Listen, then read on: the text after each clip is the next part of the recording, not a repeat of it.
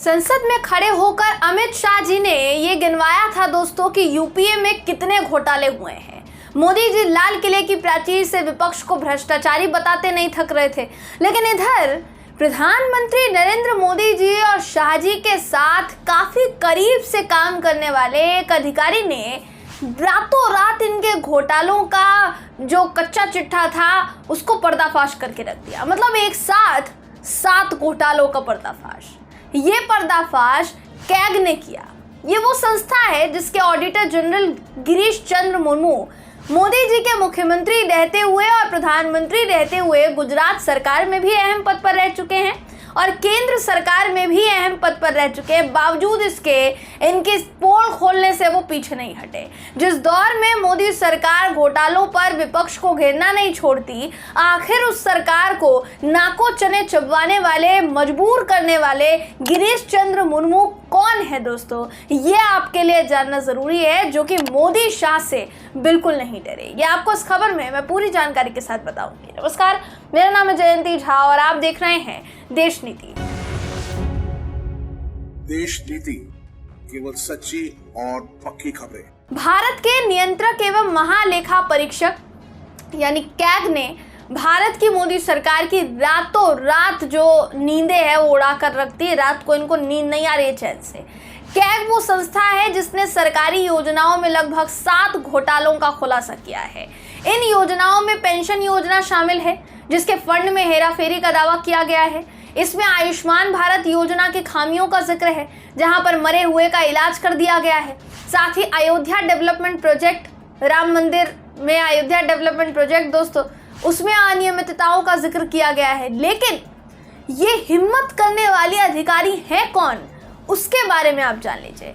गिरीश चंद्र मुर्मू जो वर्तमान में controller and auditor general of India है, यानी कैग आप कह सकते हैं इनको, इन्हीं के ऑडिट रिपोर्ट्स ने भारत की मोदी सरकार में तहलका मचा कर रखा हुआ है।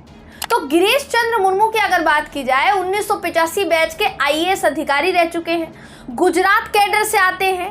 अगर गिरीश चंद्र मुर्मू का मोदी जी से कनेक्शन थोड़ा खंगाला जाए, या आप कह सकते हैं उनकी सरकार में ये कौन कौन से पद पर रह चुके हैं ये जाना जाए, तो गुजरात में नरेंद्र मोदी जी जब सीएम थे तो उनके कार्यकाल के दौरान स्पेशल ड्यूटी ऑफिसर रह चुके हैं मुर्मू साहब, और सीएम कार्यालय के प्रधान सचिव के तौर पर भी काम कर चुके हैं मुर्मू साहब। गिरीश चंद्र मुर्मू के पास प्रशासनिक, आर्थिक और इंफ्रास्ट्रक्चर के क्षेत्रों का बहुत ज़्यादा एक्सपीरियंस है। वो भारत सरकार में कई बड़े पद पर जिम्मेदारी जो है वो संभाल चुके हैं। जम्मू कश्मीर में अहम पद पर रह चुके हैं। उन्होंने सचिव विभाग में अलग अलग वक्त में सचिव और संयुक्त सचिव का पदभार संभाला। वित्तीय सेवा विभाग, राजस्व विभाग, ऐसे कई विभाग हैं जहां वो अतिरिक्त सचिव रहे हैं। और ये चर्चा में इसलिए भी रह चुके हैं क्योंकि 2002 के दंगों और तत्कालीन मुख्यमंत्री, यानी तब जो मुख्यमंत्री साहब थे, जो अभी प्रधानमंत्री है नरेंद्र मोदी जी, इनके हत्या की साजिश में जो शामिल थे आरोपी इशरत जहां और 3 लोग, उनकी विवादास्पद हत्याओं की जो जांच चल रही थी उनमें इन साहब का नाम सामने आया था, मुर्मू साहब का। 2013 में सीबीआई ने गिरीश चंद्र मुर्मू से इशरत जहां और एनकाउंटर केस में पूछताछ की थी और इन्होंने इन तमाम आरोपों से इनकार किया। तो गिरीश चंद्र मुर्मू, जिनका इतिहास उठाकर आप देखेंगे तो सरकार में बहुत अहम भूमिका निभा चुके हैं, मोदी जी की सरकार में खासकर।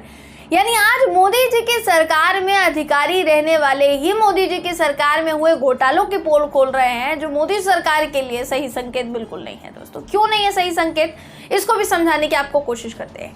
कैग ने जब जब किसी सरकार या मंत्रियों के घोटालों की पोल खोली है, तब या तो उस मुख्यमंत्री की कुर्सी चली गई या फिर उस प्रधानमंत्री की सरकार चली गई। अब कायदेवार तरीके से आपको बताती हूँ। सितंबर 2001 में कैग ने गुजरात को लेकर एक रिपोर्ट प्रकाशित की थी। रिपोर्ट में क्या कहा गया था कि गुजरात के तत्कालीन मुख्यमंत्री केशुभाई पटेल बिना वजह 2 बार विदेश यात्रा पर गए और इस दौरान उन्होंने अपने 2 करीबी अधिकारियों को भी वो साथ लेकर गए थे, जो वहां मनोरंजन के नाम पर लाखों खर्च करके आए थे। तो गुजरात में ये जो पूरा प्रकरण हुआ था, इसके 1 साल बाद विधानसभा चुनाव होने थे और विधानसभा चुनाव क्योंकि बहुत ज़रूरी थे और आनन फानन में तमाम नेताओं ने एक बैठक बुलाई। इसी बैठक में तय किया गया कि केशुभाई पटेल को हटाना पड़ेगा और सबके बीच में सहमति बनी, हटा दिया गया। 6 अक्टूबर 2001 को होता यह है कि केशुभाई पटेल का इस्तीफा हो जाता है।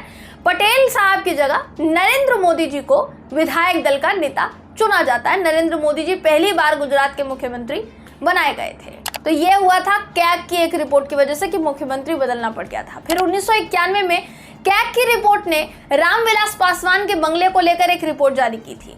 रिपोर्ट में पासवान साहब ने घर सजवाने के लिए रकम जो तय थी उससे ज्यादा रुपए खर्च किए। 1991 में वीपी सिंह की सरकार थी। वीपी सिंह की पार्टी को चुनाव में करारी हार मिली। सिंह साहब ने इसके बाद 10 साल तक कोई भी पद नहीं लेने का अघोषित वादा किया था, क्योंकि यहाँ पर वो फंसा नहीं सकते थे किसी को। पासवान साहब को उनका करीबी माना जाता था। 2010 में कैग ने एक रिपोर्ट जारी की थी फिर, जिसने तत्कालीन मनमोहन सिंह सरकार की मुश्किलें बढ़ा दी थी। कैग ने अपनी रिपोर्ट में ये कहा था कि 2G स्पेक्ट्रम जो है उसमें उसके आवंटन में धांधली की गई है, यानी घोटाला हुआ है। ये आवंटन साल 2008 में किया गया था। कैग की अगर माने तो 2G स्पेक्ट्रम जो आवंटन था उसकी धांधली की वजह से सरकार को 1.76 लाख करोड़ रुपए का नुकसान जो है हुआ था।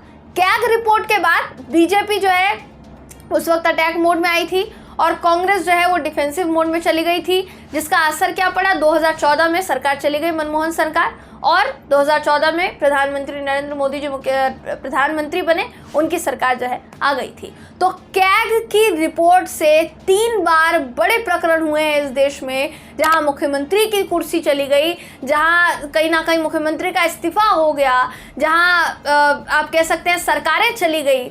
उसके बाद अब कैग ने लगातार घोटालों की जो है लड़ियां लगा दी हैं, झड़ियां लगा दी हैं।